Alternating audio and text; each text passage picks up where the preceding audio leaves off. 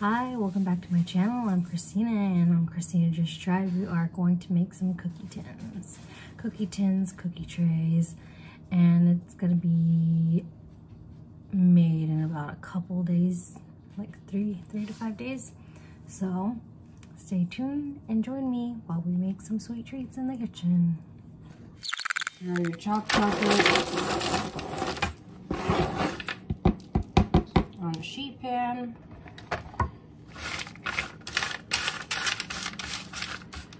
I need more. Okay, so I got dark chocolate bars chopped up on my sheet pan. Now I have mini white chocolate chips that I'm gonna sprinkle all around.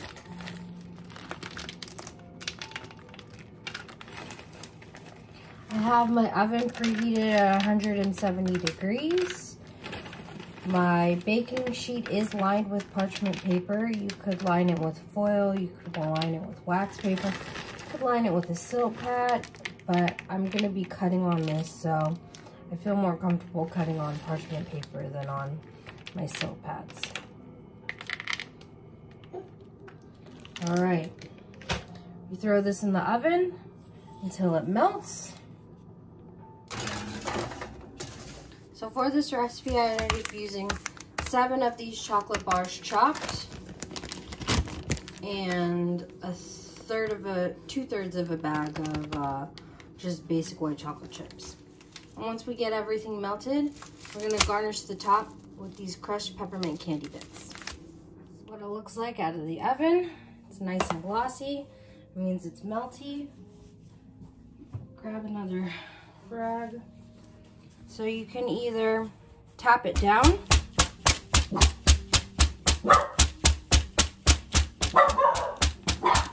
and everything spreads nicely.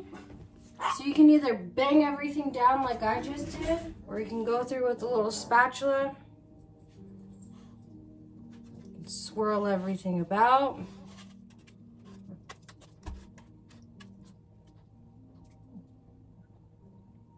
And then you're just gonna throw peppermint chips on top. And I'm gonna leave this while I'm at work. It'll be fine on the counter, it'll set back up. And then I'll come back through and I'll chop it. Our peppermint bits.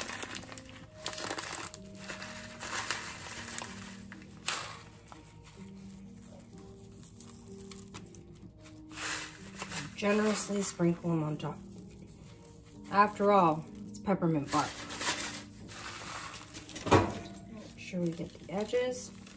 You really could throw anything you want in here. You could throw some nuts in here. You could throw some dried fruit in here. You could throw some pretzel pieces in here. I'm keeping it traditional. White chocolate, dark chocolate, peppermint bits. I'm gonna tap it down one more time. Make sure everybody gets its piece. Everything's stuck down there. And now we're just gonna let this set up and then we'll chop it into bark pieces. So it was really as easy as melting chocolate, mixing it, and then sprinkling peppermint on it. Hardest part is cutting it up. So if I had a container, I would put this in the container, but I don't. So I'm going to put it in a Ziploc and store it until I have all my other cookies ready for my cookie tins.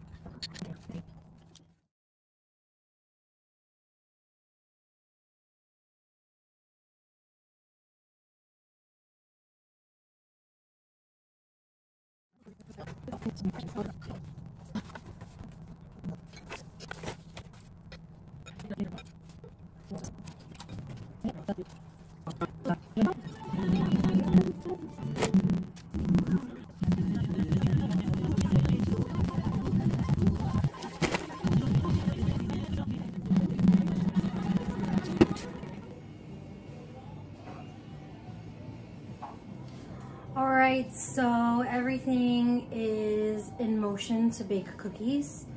It's only day one, so day one I'm gonna make the batters and the doughs and then scoop them and chill them if they are scoopable drop cookies. If they're not, they'll just stay in the bowl and be refrigerated that way. I have all my instruments ready. I have multiple bowls, all my ingredients, all my measuring instruments. They're all ready and set to go. The way I like to do it is separate my recipes. Right now I have 4 recipes: peanut brittle, snickerdoodle, chocolate crinkle cookies, and peanut butter cookies. Each cookie or candy gets a sheet tray, and that gets divvied up so I know that it's not going to get mixed up. I like to measure out all my ingredients at once. Most of the time the dry ingredients can get combined. Otherwise they're just going to be portioned in little bags or little satchels or whatever you want to call them. So yeah, let's get into it. Day one, cookie baking. All right, guys, I actually need 4.5 cups of granulated sugar. And then it goes on the peanut brittle tray. And all the ingredients will be buddied on there. There really is no substituting corn syrup and peanut brittle. It just doesn't work out that way. Measured out my water into a cup. We need 7 tablespoons of butter. The butter we're gonna cube, and it's gonna go on the tray. And then next up, we're gonna measure out 1.5 teaspoons of baking soda. The only thing I'm not gonna measure out is the vanilla.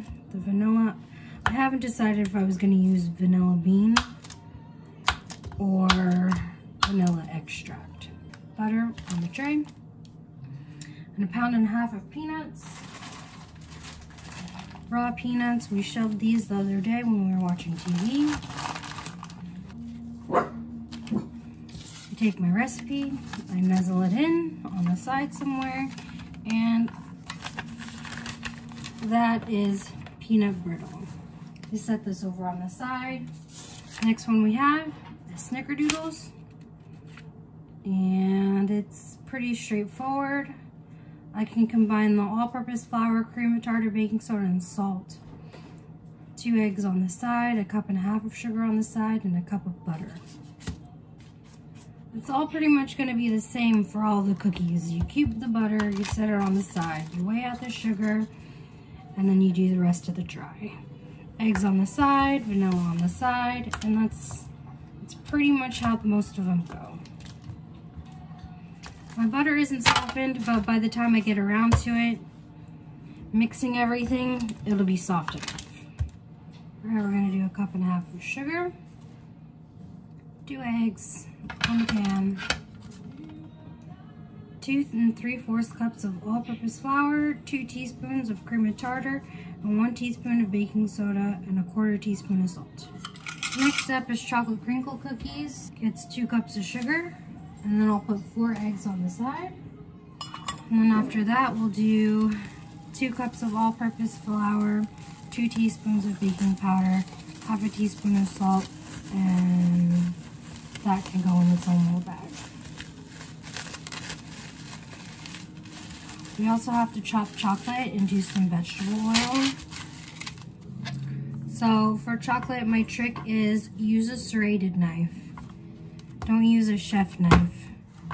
They have chocolate choppers. They look like these little contractions with little like nails almost coming out of them. But a serrated knife works just as fine. I'm gonna just chop up my chocolate and I put it in a bowl. So the recipe, chopped chocolate, goes on the sheet pan with all of its brothers and sisters. Last thing to mise en place. We got our peanut butter cookies. We're going ahead with half a cup of butter, half a cup of granulated sugar, half a cup of brown sugar,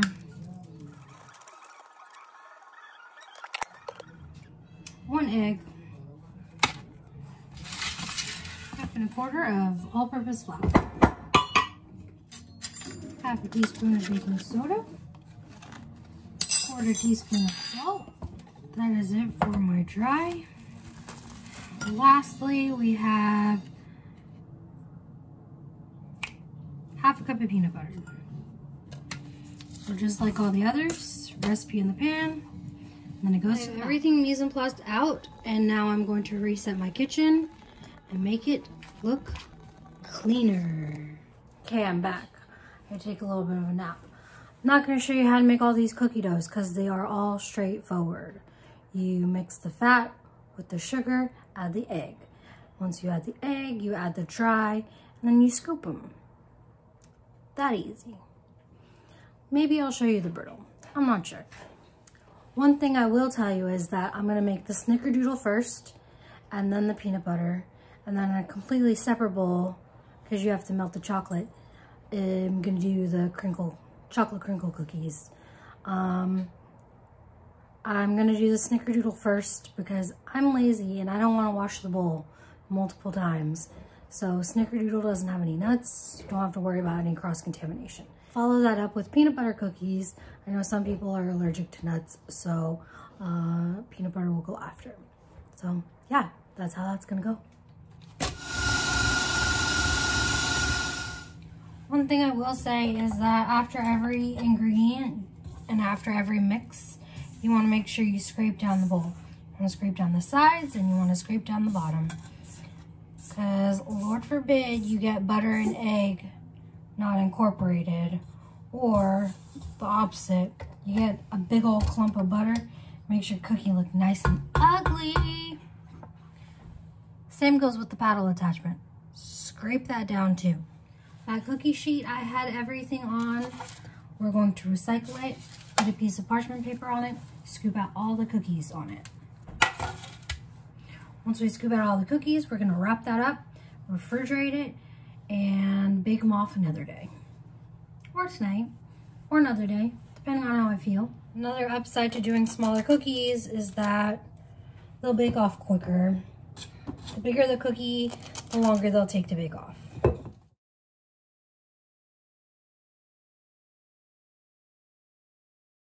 So the snickerdoodle recipe is done and the peanut butter cookie recipe is done.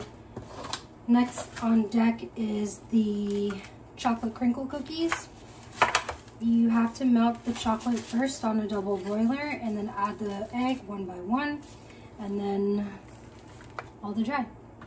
So the water is simmering and so I have my double boiler and my chocolate, and I'm just gonna melt out my chocolate. You could microwave your chocolate, however,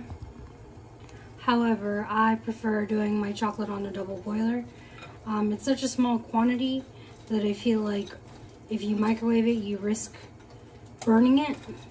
So that's why I melt my chocolate on a double boiler. So like I said, we'll combine the vegetable oil and the chocolate chips, whisk that together, and then we'll add in the sugar, mix that up real nice, and then we'll add the eggs one by one, and then the vanilla, and all the dry ingredients.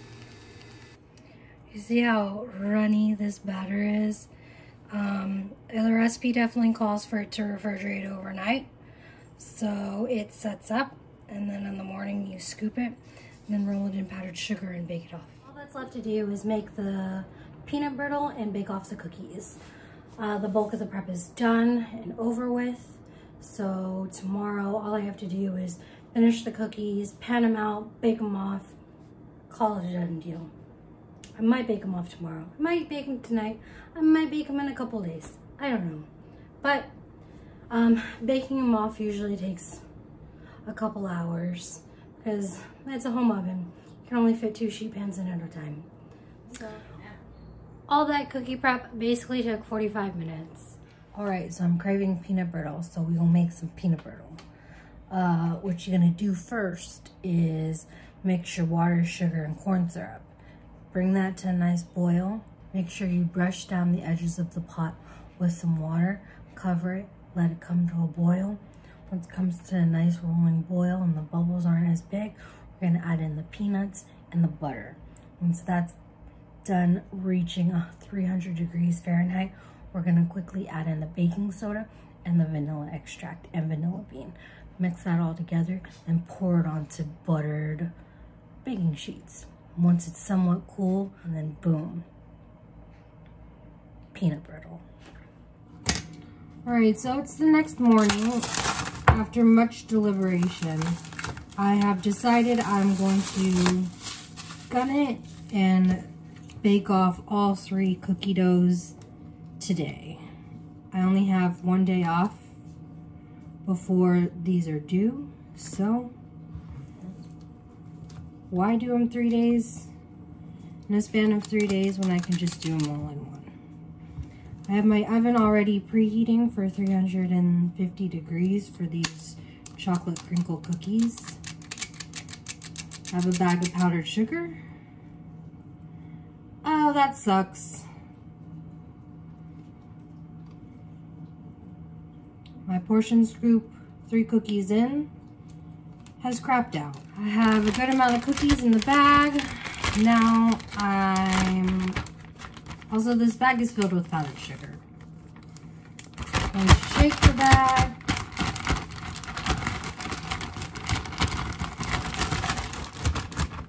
And then I'm going to extract the cookies out of said bag and line them on the baking pan. The baking pan is also lined with parchment paper. I have no idea how much these are gonna spread, but I'm gonna put about a dozen on each tray. So now I'm sharing the kitchen with Nicole. She is making us breakfast, and I'm making cookies. Hey, be quiet. Next on deck is peanut butter cookies. The oven is preheating at 375 degrees. All I have to do is take out the cookie dough and press.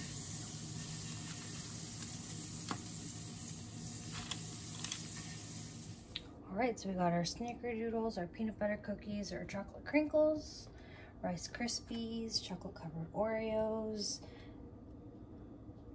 peppermint bark, peanut brittle, brown butter Rice Krispies, and chocolate covered pretzels. And all our cookie tins are ready, and let's get going.